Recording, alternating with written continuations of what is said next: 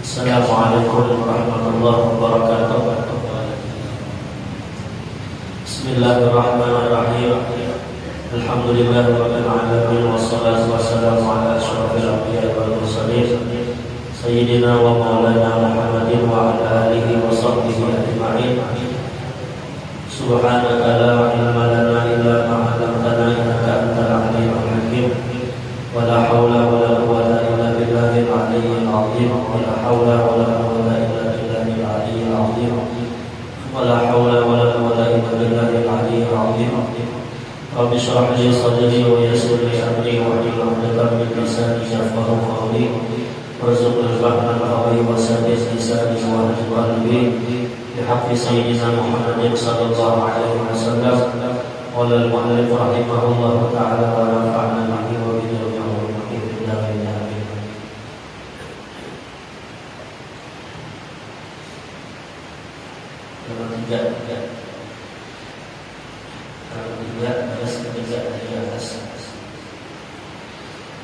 Maka terkadang air mutlak itu berubah rasanya atau baunya atau warnanya dengan salah suatu daripada tiga sebab. Nah, jadi kita masuk kepada bagian air yang kedua, yaitu air mutaghayyir, air yang berubah. Nah, jadi di sini sebagai mutlak itu bisa berubah tiga unsurnya, yaitu berubah baunya, rasanya dan warnanya. Itu disebabkan oleh salah satu daripada tiga sebab. Yang pertama adalah sebab mukhalithah, artinya bercampur dengan benda yang suci yang tiada boleh membezakan, artinya tidak bisa dibedakan, tidak boleh bedakan dan menceraikan ia daripada air, dan tiada masyarakat memeliharakan air itu daripadanya. Seperti kumkumah.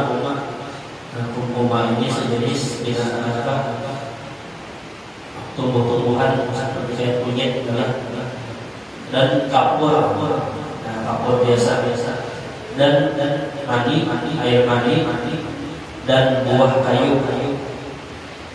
Di bawah itu ada buah kayu, itu air sayur-sayuran, air sayur-sayuran. Maka dipilih jika adalah obatnya itu banyak, sekira-kira hilang daripadanya nama air mutlak, maka tiada dapat air itu mencucikan, hanya suci dua buahnya. Nah, jadi yang pertama, sebab menjadikan air itu menjadi air yang berubah adalah sebab itu ada benda yang mukhalif, benda yang mencampur. Jadi benda mukhalif ini benda yang apabila tercampur itu kita kadang-kadang memisah, kadang-kadang dipisahkan lagi. Karena benda itu sudah hancur dalam air. Seumpama air tadi kapur disinilah. Kapur itu apabila dia masuk ke dalam baju, maka benda yang kapur tadi hilang, menyatu dengan air. Atau umpama kumpuma adalah kumpuma itu sejenis tumbuh-tumbuhan kunyit atau warna-warna. Apabila dia masuk ke dalam baju kemudian menyatu dengan air, warnanya tadi, nah maka baju itu ditilik itu maksudnya dipisah. Apabila berubahnya itu banyak, artinya sekira-kira banyak itu sekira-kira baju mutlak itu kurang ada banyak lagi baju mutlak, tapi baju yang sudah berubah. Umpama orang nyambat ini baju kapur, kenapa? Karena bajunya putih sudah warnanya. Ada baju yang bersih, kayak baju hujan lagi umpama, tapi sudah berubah dan kayak putih warnanya.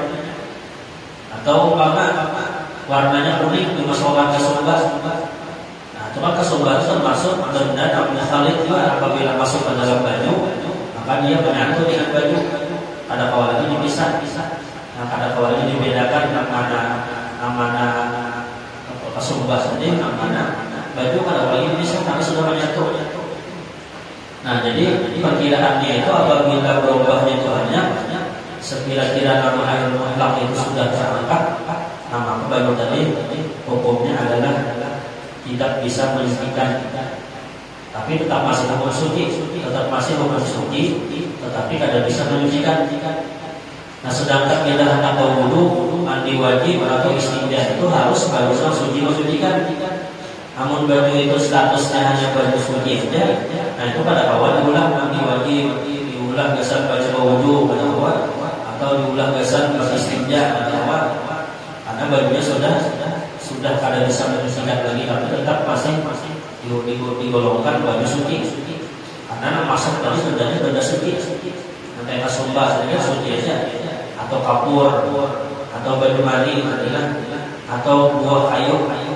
Juga termasuk benda-benda yang suci. Apabila umpama masuk pada dalam baju, nah maka dia akan menyatu. Dan jika ada ubahnya itu sedikit atau berubah ia dengan sesuatu yang jadi daripada air itu, seperti hayambang.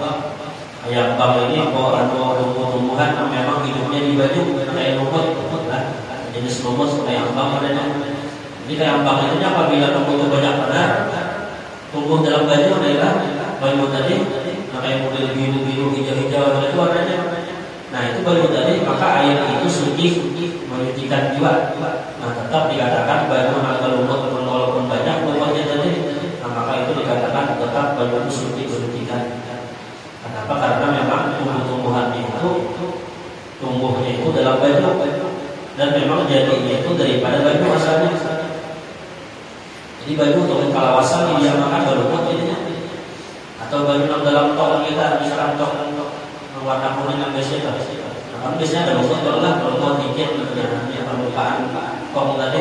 Nah, berlumut itu ada baju boleh jadi dipakai gesan bulu boleh, gesan mandi wajib boleh. Biar misalnya baju itu sudah berubah, sudah hijau-hijau, jadi misalnya kebanyakan lumut itu sudah ada apa-apa. Karena memang lumut itu jadi itu daripada baju itu asalnya. Karena kalau wasan siang, lalu akhirnya berubah bajunya warnanya. Tapi kalau misalnya beristilah dimasuk akar, kayak umpama kapur dimasuk akar, umpama sedikit saja. Nah, sedikit saja misalnya ada berubah 3 unsur saja, bau, warna, lawan rasa akan berubah, atau berubahnya itu cuma satu macamnya coba bau itu berubah, rasanya kada berubah, kemudian warnanya kada berubah, cuma bau orang berubah. Nah, itu juga masih dikatakan suci mensucikan. Jadi yang dianggap suci hanya jadi kada mensucikan tadi apabila berubahnya itu tiga unsurnya, bau, rasa, dan warna. Kayak umpama kita telah meledeng kan di sini kadang-kadang adalah bau mana bau kaporit kan. Nah, kaporit itu kan masuk, namun misalnya kaporitnya kebanyakan benar, baunya umpama berubah, rasanya berubah, bahkan mungkin warnanya pindah biru-biru umpama. Nah itu bisa merusak baju tadi, bisa ada mutlak lagi, bisa menjadi baju suci tapi ada pendidikan. Itu misalnya apabila ketiga unsurnya berubah. Tapi pun misalnya baunya aja lawan rasanya berubah, warnanya ada.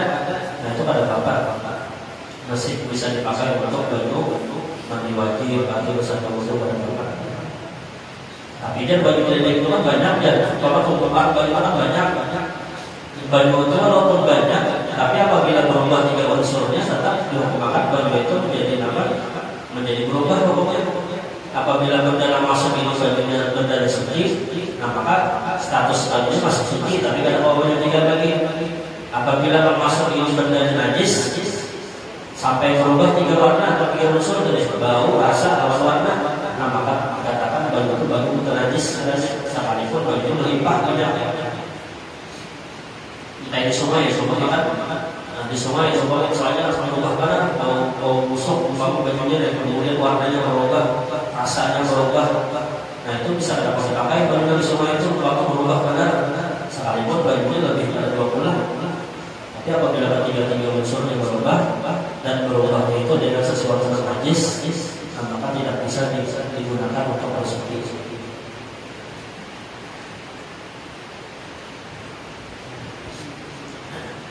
Nah kemudian yang kedua, sebab bahaya apabila berubah dengan sebab mujawir, yakni bercampur dengan benda yang suci yang boleh dibezakan, artinya masih bisa dibedakan dan diceraikan daripada air.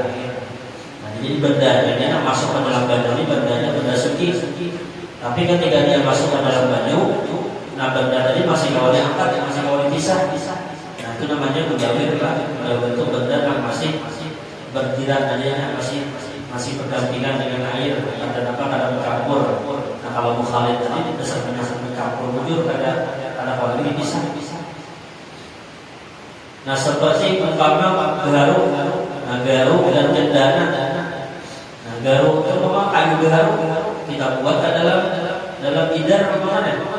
Kita buat dalam idar kayu garu. Kalau misalnya baju itu berubah jadi harum mana bau garu jadinya bajunya. Nah itu ada bapak ada mengangkat nama air mutlak karena benda itu masih benda mujawir aja, bukan benda yang mukhalid, bukan benda yang mencampur rata tadi. Jadi pun bisa masih kalau diangkat aja benda yang berubah tadi itu namanya mujawir. Atau cendana kayu cendana masih berupa kayu. Lain kalau misalnya sudah dihancur lah, kita mau warnanya hancur, masuk juga kepada sepotong-potong tadi mukhalid. Dan dana biasanya bisa orang mati. Kalau dihancur, dilapuk, kayak gelapuk, apa dibuat dalam baju, nah itu ada mukhalid, ada mujawir lagi, ada tapi mukhalid.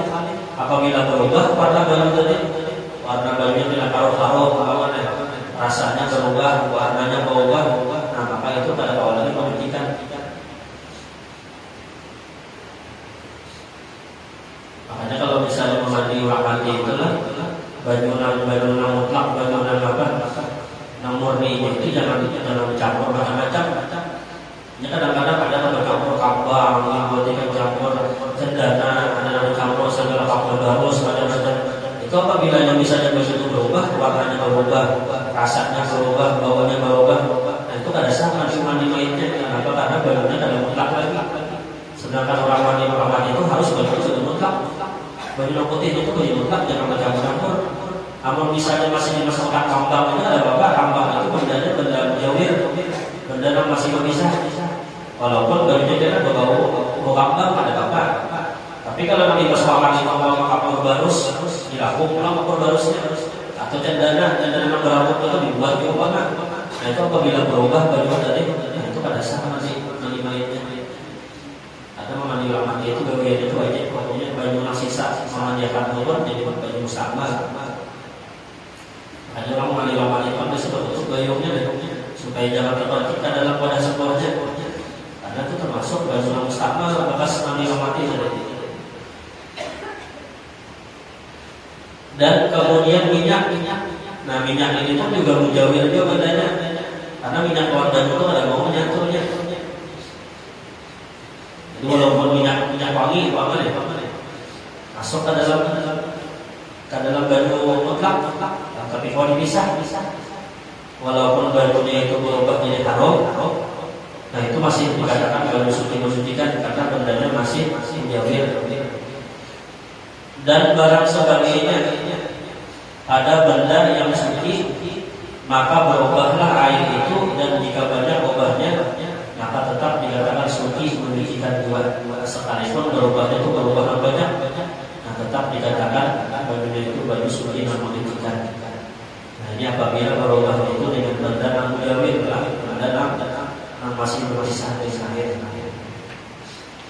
Nah kemudian yang ketiga, berubah air itu berubah sebab raubun, yakni terikut dan dengan bau bangkai yang berhamburan dengan air, maka air itu suci mensucikan jiwa hukumnya. Nah kalau yang ketiga ini bendanya pisah lawan baju, ada masuk ke dalam baju, tapi baju tadi berubah itu sebab tauquf itu bahasa kita, bahasa Banjarnya adalah kita misalnya dalam kamar mandi, maka ada bak pada mandi, terserah ini juga bak pada mandi ini misalnya ada bangkai tikus mandi.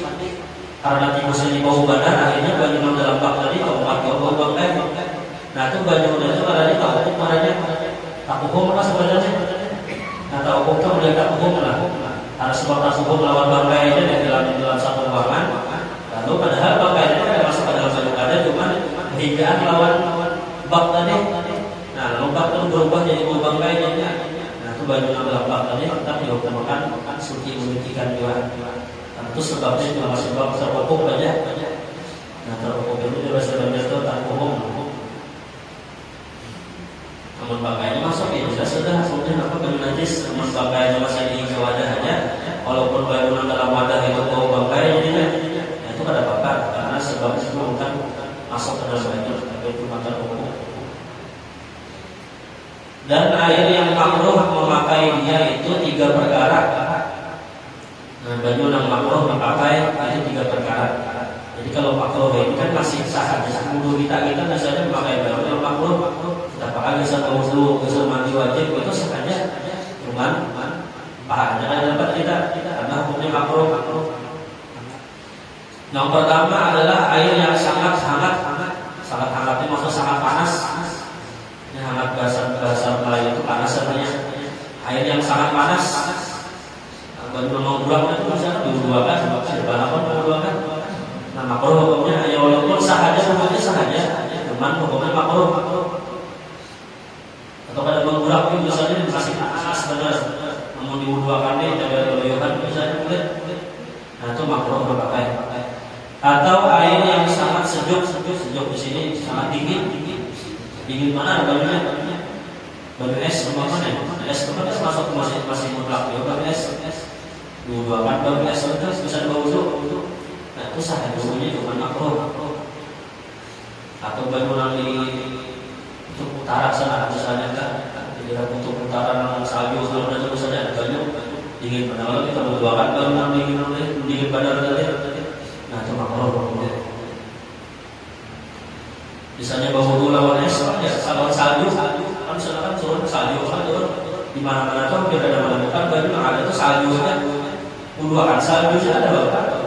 Salju itu termasuk baju yang mutlak di situ, cuma karena membuku aja ini membuku. Tapi tadi hukumnya makruh. Kemudian yang ketiga adalah air yang terjemur pada negeri yang sangat panas.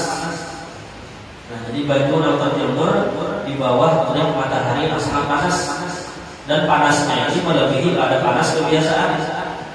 Namun kita di Indonesia ini ada berapa derajat panasnya? 30 aja, 30 berapa? Umpama ada misalnya di satu wilayah yang panasnya itu sampai 40 derajat umpamanya.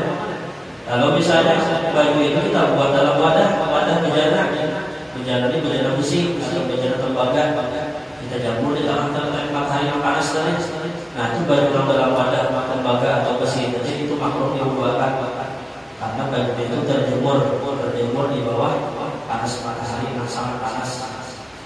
Tapi mungkin ada di Kalimantan di Indonesia ini ada sok baju dipaksakan tadi walaupun istilah tangannya terjemur apa di tangan situ wadahnya wadah tembaga atau besi tidak jamur, itu ada makruh hukumnya karena panas itu masih panas sederhana aja, bukan panas sama lebih panas kebiasaan misalnya.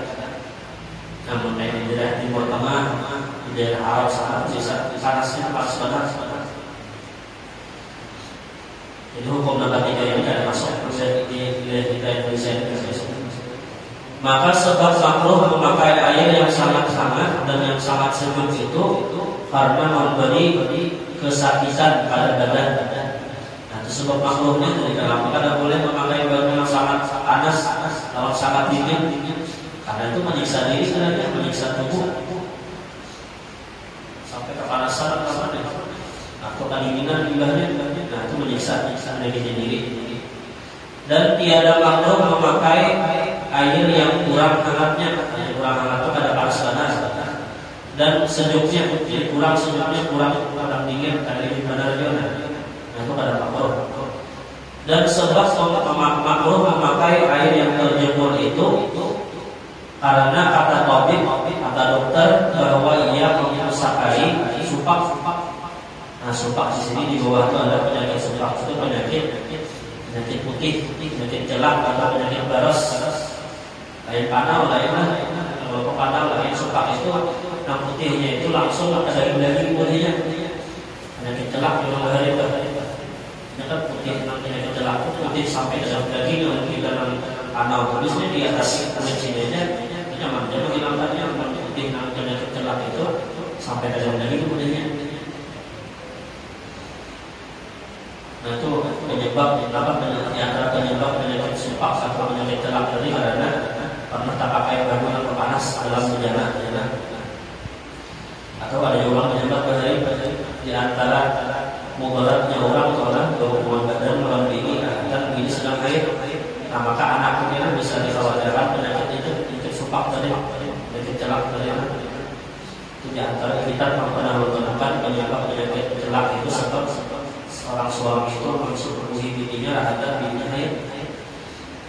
Nah, jadi setiap yang dilarang Tuhan itu pasti ada mudaratnya lah. Karena mengenai bini rahatin haid itu haram benar hukumnya, haram benar. Jadi sebab haram itulah Allah memberikan mudarat bahaya.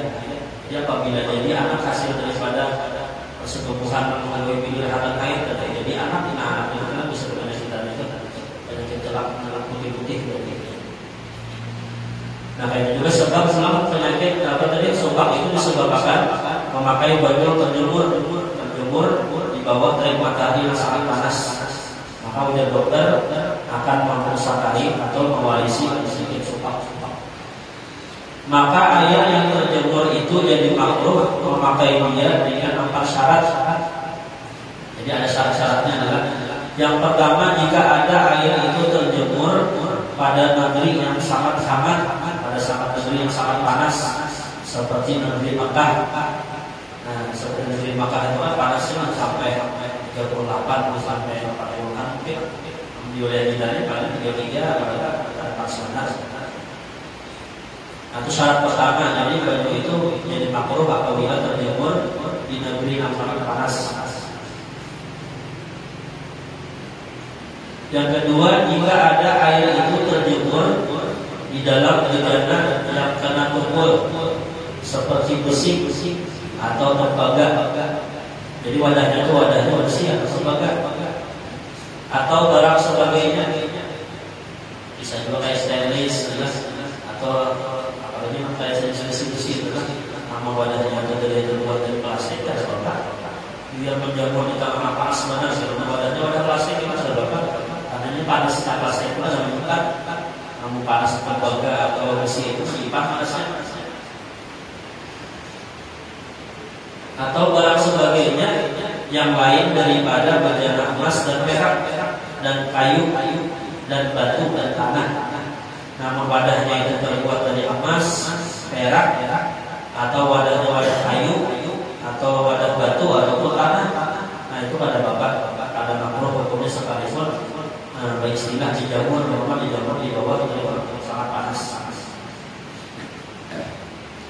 Kemudian yang ketiga, syaratnya adalah jika ada air itu terpakai pada badan manusia. Jadi makruhnya itu apabila dipakai di awal di badan. Jikalau pada memandikan mayit, nah sekalipun besar memandi orang mati, maka hukumnya makruh karena orang mati itu di awal mandinya.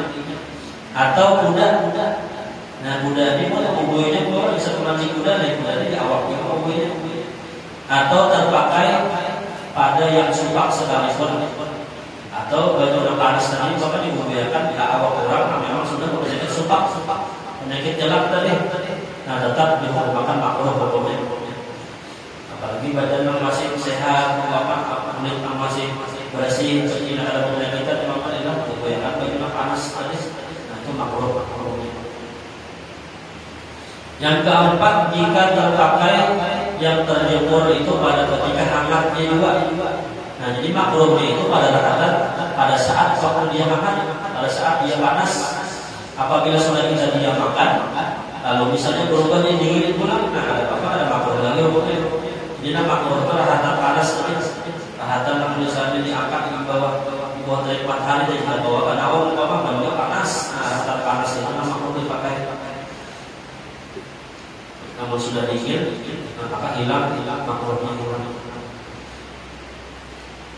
Jadi baju yang panas tadi silakan kulit di bulan penyakit itulah penyakit supak, penyakit jelak.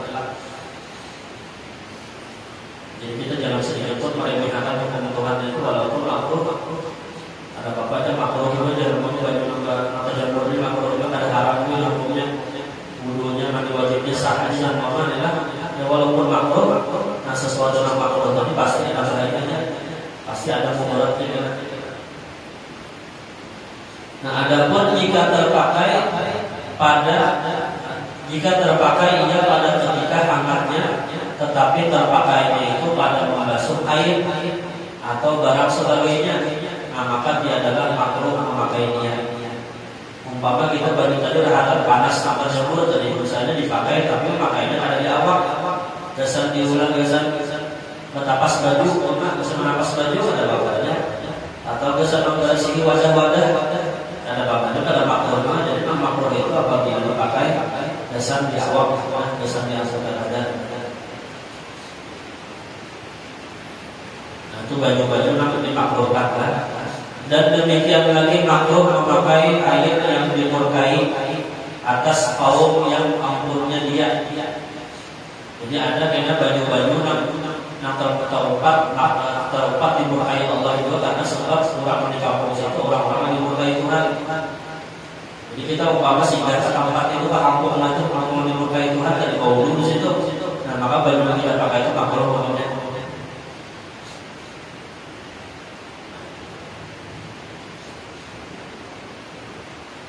Dan makruh pula memakai tanahnya tanah kaum yang dimurkai adalah atau tayamum, akan tayamum yaitu seperti air negeri kaum Samud. Kaum Samud itu kaum Nabi Lut kan?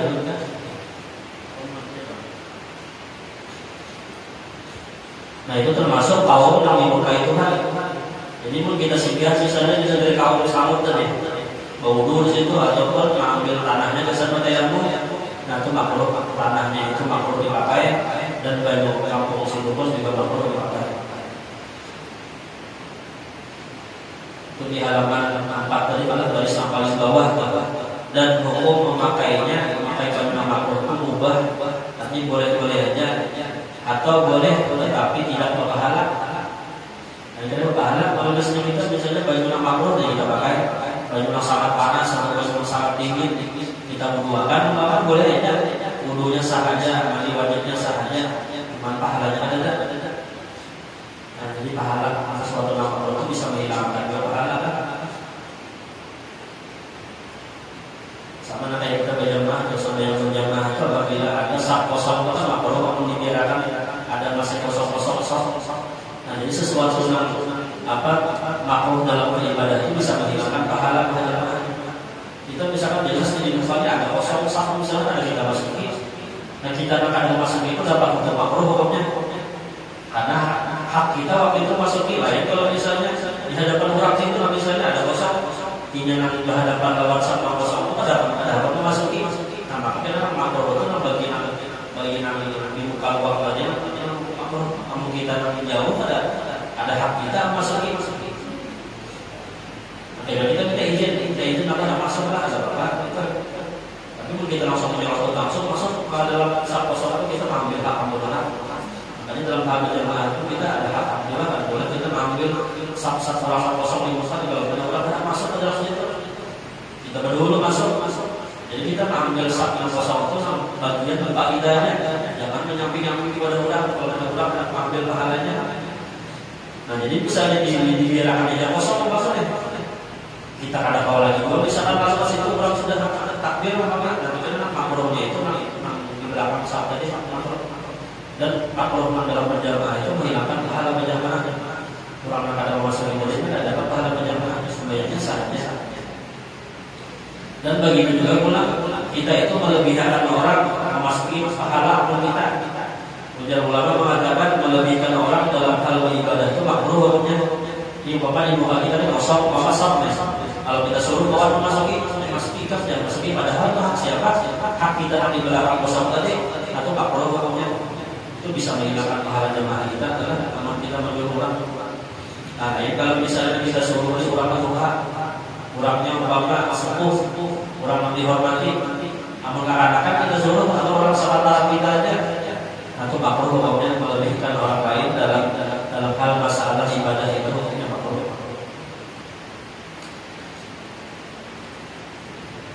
Jadi mungkin kita menyuruh orang makruh lihat orangnya, misalnya orang ini kurang tua, nah boleh kita menyuruh masuk karena termasuk adat dalam sini adat. Tapi kalau orangnya sahabat kitanya atau orangnya aman pada kita, namun kita menyuruhnya masuk ke pas itu pasti kehilangan pahala sok makruh bagi kita hukumnya. Dan air negeri kaum Lut, air negeri kaum Lut itu kan kaum apa? Kaum Sodom kan? Kampungnya kaum Nabi Lut, jadi kampungnya kaum Nabi Lut itu makruh baju yang dipakai di situ, sumur-sumurnya, baju-baju dipakai kampungnya makruh. Kadang-kadang ada orang namanya, misalnya piknik, misalnya atau dari apa model melihat di tempat-tempat bersejarah, tapi tempat bersejarah itu tempat-tempat yang dimukai Tuhan. Nah itu jangan ke tempat situ lah. Kalau kita ada misalnya di kampung situ, Tuhan berdoa bala di situ. Kok sampai hari kiamat kampung Nabi Lut kalau dimukai Tuhan sampai hari kiamat, bajunya pun dimukai Tuhan, di situ tanahnya pun dimukai Tuhan. Namun kita bisa demikian ke situ melihat kaum Nabi Lut kalau kita ada itu Tuhan menangkan bala apa maksudnya itu sebagian orang dimukai Tuhan. Jadi menghadap piknik atau anak rekreasi dari tempat namakan berbagai pahala yang jangan sampai mengucap murka Tuhan. Dan kemudian air telaga Barhut itu ada air telaga Barhut, sumur yang terdapat di Hadramaut atau Yaman, ya. Itu dikatakan sumur di Hadramaut atau telaga Barhut itu sumur rumahnya adalah rumah iblis kan sih. Itu juga makruh bagi orang Barhut itu pakai. Dan kemudian air ini Babilonia, bumi Babilonia itu buminya, bajunya termasuk yang dimakruhkan memakai. Dan air telaga Zarwan, air sumur Zarwan itu sumur yang was-was ketika Nabi Muhammad itu hendak disihir orang. Rambut Nabi Muhammad kan dicabut waktu itu diambil, dimasukkan dalam sumur Zarwan dari hendak disihir Nabi Muhammad. Nah sumur Zarwan itu termasuk daripada sumur yang dimurkai Allah. Kalau bila kita memakai baju Zarwan tadi, besar kewudu mandi wajib, nanti makruh. Maka jadilah jumlah air yang makruh memakai dia itu 8 perkara. Jadi 4 perkara di atas tadi, kemudian ditambah 3 perkara di atas tadi, kemudian ditambah ini ada 5, tambahnya 5, itu jumlahnya ada 8. Dan air mustakmal Air musta'mal itu yaitu air yang sudah terpakai pada menghilangkan najis atau memangkatkan hadas kecil atau hadas besar. Nah, maka air itu dikatakan air musta'mal, air yang sudah terpakai. Air bekas kita bekas kami berheran itu kan banyak mengangkat hadas kecil sebenarnya. Atau kita misalnya wudu, wudu itu masuk juga mengangkat hadas kecil. Atau misalnya kita mandi wajib itu termasuk hadas besar. Nah, baju sisa daripada hadas kecil hadas besar itu hukumnya air musta'mal. Atau baju yang terpakai pada menghilangkan najis, atau yang sudah terpakai pada memandikan mayat. Nah, baju yang indah memandi mayat tadi, misalnya baju yang percikan kabar dalam wadah itu baju musta'mal. Jadi tidak boleh dipakai lagi kan? Untuk kenapa? Untuk basuhan-basuhan wajib pada kabar kecuali untuk basuhan-basuhan sunat-sunat saja tidak tepat. Jadi mandi mayat itu gawian mandi itu wajib. Tapi kalau berniatnya niat pemandi mayat itu sunat saja hukumnya. Tapi kalau mau bui mayat, kayak biasa mau bui mayat itu niatnya wajib, gawiannya sunnah. Atau yang sudah terpakai pada air sebagian Hanafi. Nah, Imam Hanafi yang tidak berniat pada ketika mengambil air sembahyang. Jadi mazhab Imam Abu Hanifah itu wudunya itu ada wajib niat.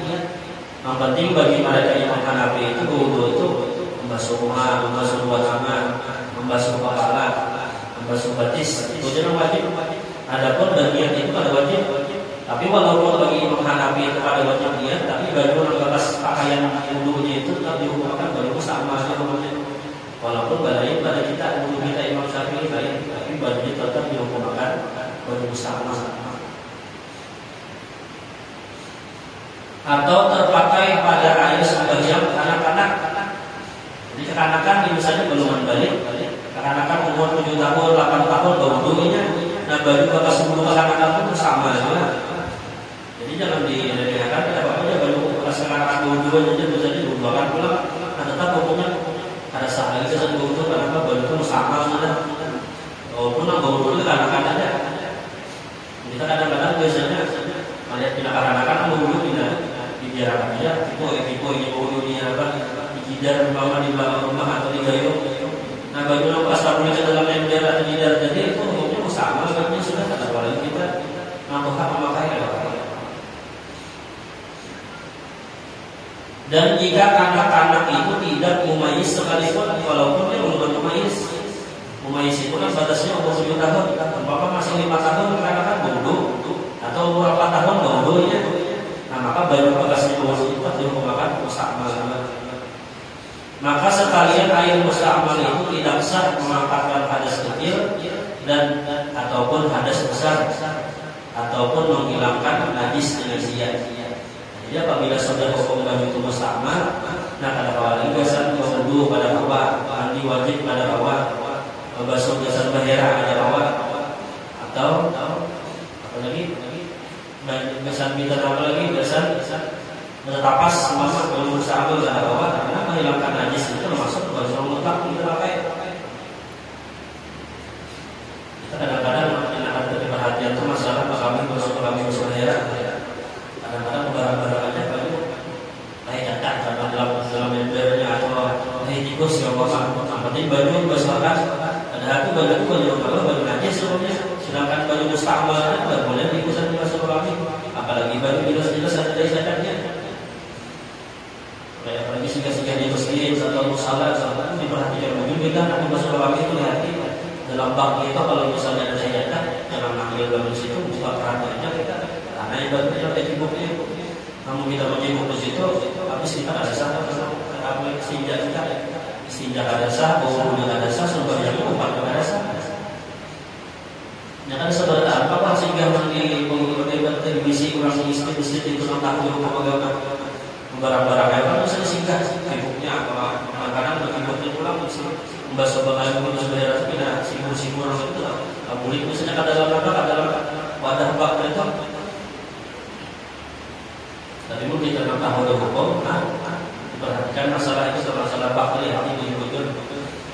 Nah, apalagi baknya itu kalau betul terusnya di atas ya, kadang-kadang nggak usulnya cacat segala macam, berbuat dari cacat seminggu itu berbeda. Jangan seminggu sepanggal ya dari cacat itu. Nah, pada seminggu dia ngomong sepanggal itu tapi sepanggal itu termasuk najis.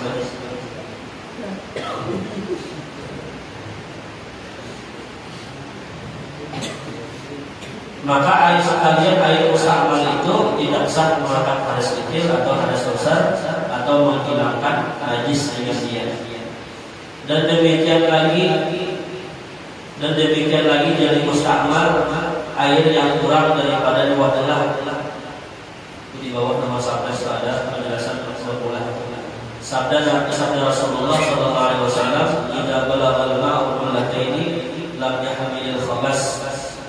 Artinya apabila air itu 2 ulah maka tidak membawa kepada najis.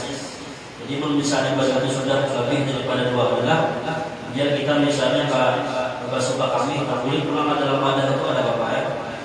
Atau misalnya wudu dia yang dihinggapak dia langsung wudu atau kulit pulang bajunya ada langsung ada apa? Itu apabila bajunya 2 ulah atau lebih. Hadis riwayat Hakim sahih atas syarah Bukhari dan Muslim. Nah, 2 ulah adalah wadah yang bentuk persegi 4. Ukurannya itu 1 hasta ditambah 1/4 hasta. Jadi ukuran persegi 4-nya itu rasa. Nah, ukurannya itu 1 hasta 1/4. Panjang dan lebarnya dan dalamnya adalah sekitar 60 kali 60 kali 60 cm. Jadi ukurannya itu kalau kita ukur dalamnya ukurannya itu adalah sehasta 1/4 tadi sama dengan 60 cm. Jadi panjangnya 60 cm, lebarnya 60 cm, dalamnya 60 cm, 60 cm. Nah, itu pas ukurannya 2 ulah. Kalau misalnya kita mengetahui wadah 2 ulah itu kayak bagangannya, jadi wadahnya itu 11 segi 4, panjangnya 60 cm, lebarnya 60 cm, dalamnya 60 cm. Nah, itu 2 ulah. Nah, berapa ukuran bajunya? 216 liter. Nah, 2 ulah itu 216 liter. Jadi kalau misalnya bak mandian kita misalnya di dalam rumah drum atau misalnya drum plastik kalau misalnya lebih dari 216 atau pas 216 itu 2 ulah. Walaupun kita pakai buah langsung itu ada apa? Jika itu buah ada apa? Dia mesti tahu kita masuk bercampur kita bapaknya. Misalnya bercampur dalam drumnya langsung ada apa? Karena Nabi Muhammad tadi apabila bagi 2 ulah itu ada menanggung hadas dan ada menanggung alat bersama atau lagi. Tapi pun kalau ada itu jangan pas 216 nampaknya mungkin apa buah ya? Tahu buah baju 16 itu ada pas lagi ada cukup lagi atau 2 ulah. Jadi kawan itu lebih dari 2 bulan, jadi baju yang terguling itu tetap tersisa itu masih 2 bulan lebih. Namun pas mobil 2 bulan sekali baju mungkin ada cukup lagi 2 bulan.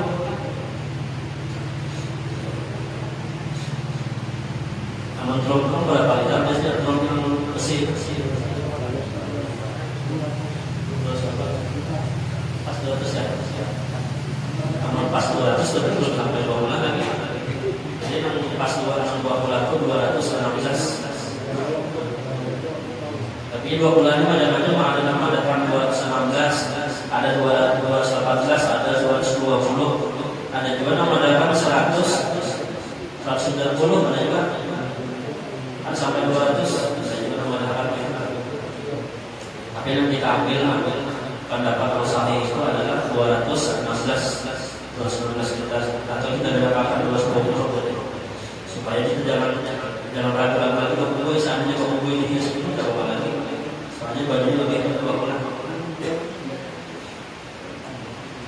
Sebab dimasukkan ke dalamnya itu orang yang mengambil air dengan tiada diniatkan akan gayung, kemudian daripada sudah ia membasuh muka sekali, jika 3 kali jika ditenggelamkannya meninggali aliyah.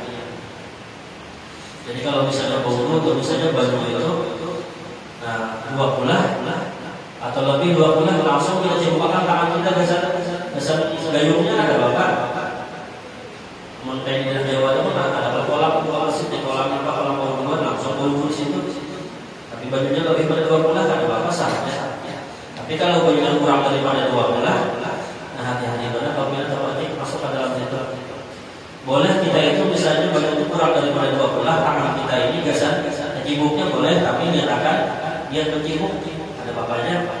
Misalnya baju itu misalnya saat sekitar aja, nah kemudian kita cibuk tangan kita langsung gasan membasuh muka, gasan membasuh tangan pakai tangan kita mencibuknya, boleh aja sah aja, tapi niatnya harus niat mencibuk, niat mengulah tangan ini sebagai alat. Amun kada berniat mencibuk, mustama jadinya terhadap kita masukkan itu langsung mustama tangan kita. Jadi pun niat mencibuk, gasan niat menggayung, nah itu ada apa? Walaupun kita udah langsung tangan kita.